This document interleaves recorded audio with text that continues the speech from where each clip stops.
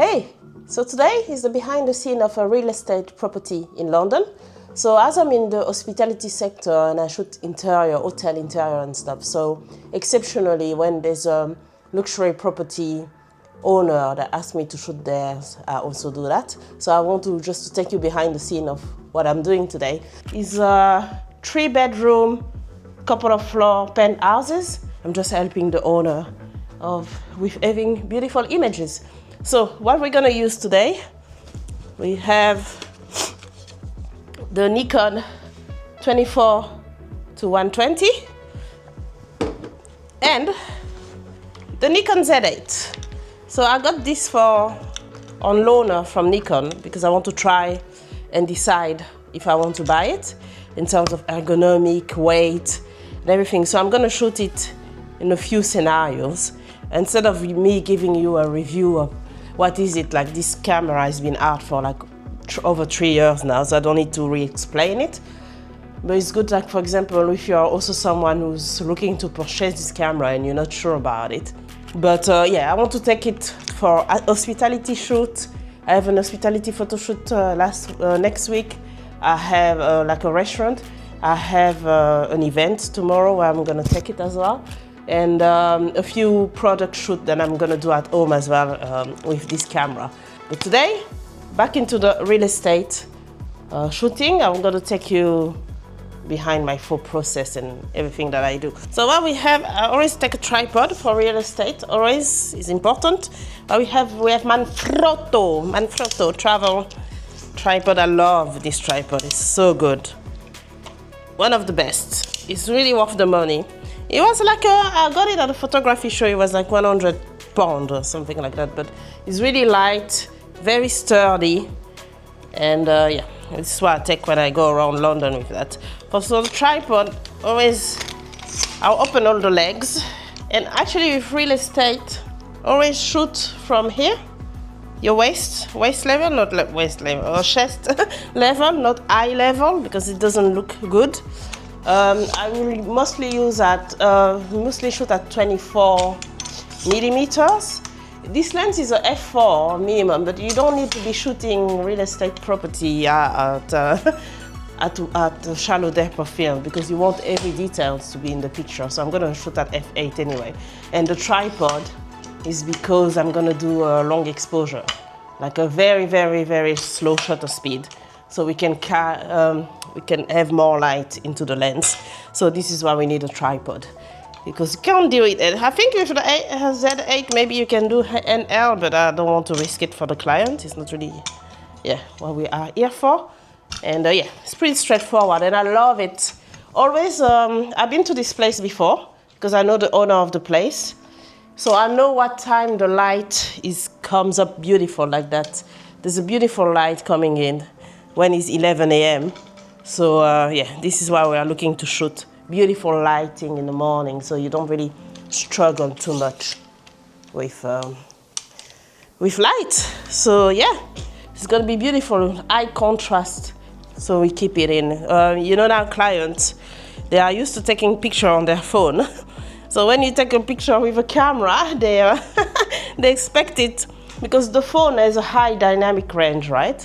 So sometimes clients expect that when you take it with a camera, it should look like that, but it doesn't always. But we do our best to make it look like it. So another thing I want to explain is this, because we have a window light there. So we are exposed between indoor and outdoor, and we want to show both. I have to do exposure bracketing at 3 different exposure.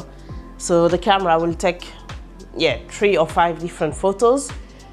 They take outside, inside, and then in post, I'm gonna blend the 5 pictures so the whole exposure comes together. So outside and inside will be well exposed. So that's what you do when you have window like that and when it's super bright. Otherwise, it's like too dark inside and then you spend too much time losing your mind in post-production. So that's usually what you do with interior property. Always shoot at angle. You see here is an angle, so you have this view there, like move around the place. We shoot like this as well, this angle, and then we shoot there, the thing, in the kitchen as well. I went like this, push, like this, also straight on like this, so we can see that there's a nice view from the kitchen. And then in the kitchen we took this angle here, and then always like below the breast, below the chest level. And then here you have to show that there's like a little cupboard with a wash machine in there. The balcony we'll do at the end, because you don't need bracketing outside, but from inside, see, this is a nice angle. So this was done too, this angle, as you can see. Move around, see that it's a nice space, like there, that's a nice angle. And then we've moved here, another nice angle. Make sure to capture the table there, it's here. That's a nice angle too. Like when you sit here, to show the person when they sit here, they have like a nice view of outside, and there's a nice view out there. And then you show the office area, a nice office area there. So this angle has been taken too.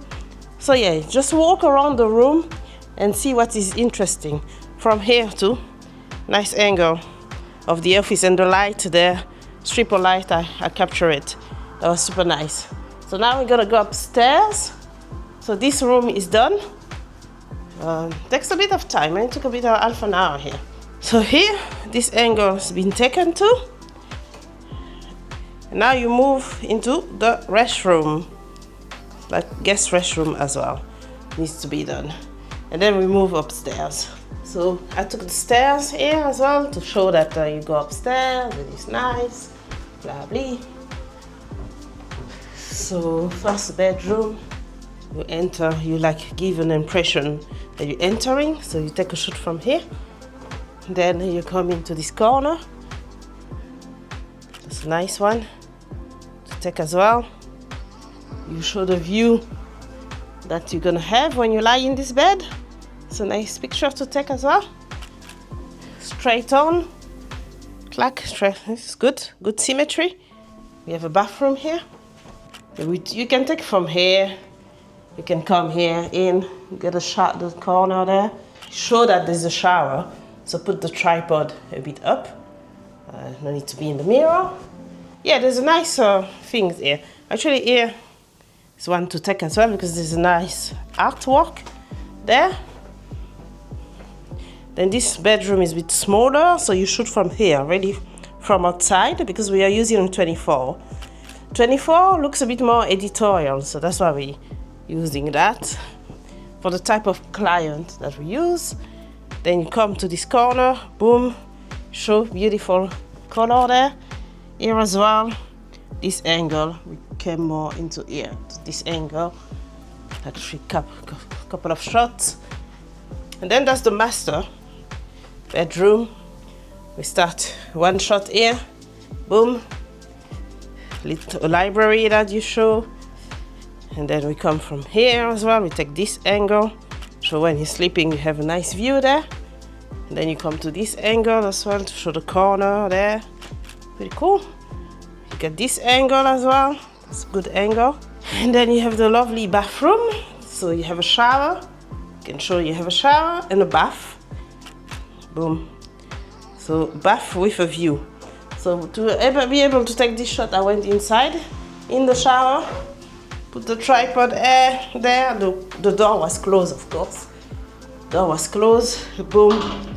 Take this shot in particular, and there's a little TV there as well. So it's really cool. And yeah, and then you come back and you take this one. So now we're gonna go to the balcony outside, and we don't need bracketing for that, just normal white balance. And so bracketing is done, because that takes a lot of, it's taxing on the battery and everything. So now we're just gonna do a normal mode, go around, take a few details, and then we'll be done for the day. So it takes about, this is a 3-bedroom property, yeah, 2 hours. The time to set up and everything, yeah, it takes about 2.5 hours to shoot a property like this. So I hope you enjoy it. This is the result, and this is what I do with the Z8. I'm gonna come back in a few minutes to talk about the editing process Well, we have a problem. I was supposed to show you how I did the photo merge to create a HDR look for the editing, to show you how I got to this result. But the problem is I have deleted actually the original files because I don't want to have too many pictures in my computer. So I deleted the original 5 files every single time, so I cannot show you the process. But we're gonna do it with another shoot that I did for a clinic, so you can see actually how to create an HDR combination. Yeah, first of all, I know it will be easier if I did a screen recording, but I'm using a Mac Mini and I have to put too much stuff to do too much setup in order to do that. So yeah, we'll do the gorilla way. So what I want to show you is just how to do a photo merge. So here you can see that this room here, there is very bright lighting, very yellow light and dark. So I took 5 pictures and I did the same. It was with the Z8 as well.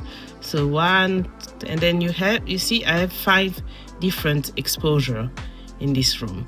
So what we do, we select these 5 pictures, 1, 2, 3, 4, 5, and then you right click, you click on photo merge, then HDR, and then here you waiting that until Lightroom does it, and then it gives you a preview there, and then you click merge, and then once I've done that, you get the result here of the thing. And then I'm gonna do all my editing because here of course it's too warm, so I'm gonna go develop this picture here. This is way too warm. Like, let's see what the auto is saying. So the auto is making it darker again. I don't want it so dark. Let's set the white balance. That's not, yeah, that's actually how the room looked like. It looks a bit blue. Let's get something a bit more neutral to get this white balance correct. No, that's too blue. Let's look for something that's gray. Yeah, so the gray, this is gray here. There we go. So the white balance is corrected here, but this is not how I will keep this picture. Of course, I will make it a bit brighter. I will obviously correct the shadow on the wall here and stuff. So this is actually the final result after I had no, not even that after I had edited this picture. This is the final result. Unfortunately, in that room there was no much light coming, no much natural light coming, so I had to spend a lot of time editing this. But yeah, that's literally how do you do a HDR merge. Otherwise, the room looks dark like this, and with that, it's really hard to put the picture back to where it should be really. Even if you click on the white balance, it's all right, but it's very, very, very dark if you like just use the first picture that you've taken. So it's better to merge so you can also see outside here, especially if you have windows in a place. So yeah, this is just what I wanted to show you with the editing. Right, that's the end of the video. I hope you learned something today, and as usual, thanks for watching and live inspired. Bye.